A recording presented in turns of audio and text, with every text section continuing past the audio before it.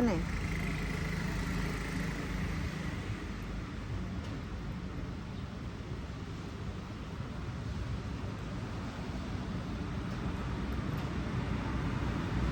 Ở đây chắp con ở đây chắp rồi.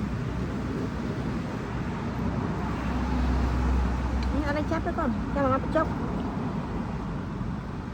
Ở đây chắp đấy con.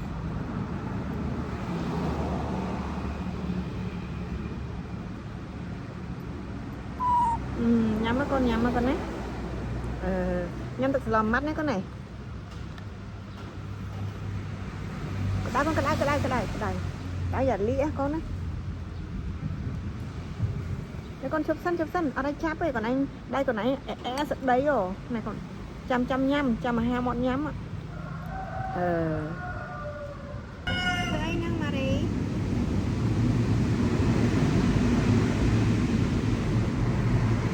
Đây nè.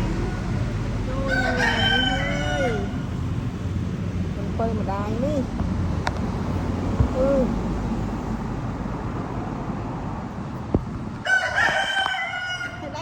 Đây chơi chắc lo mà mai họp với con nơi con này mà nhanh tặng khôi còn ấy nè. Nè còn anh coi nè.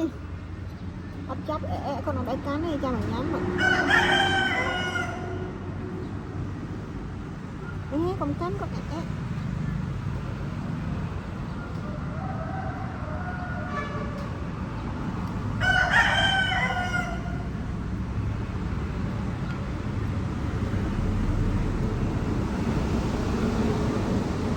con này mà đi nhâm thật lo con này.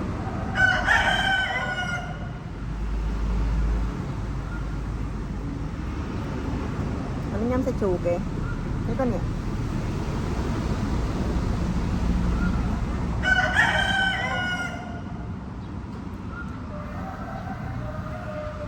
Cái đáy con giả liệt đáy cái đáy á.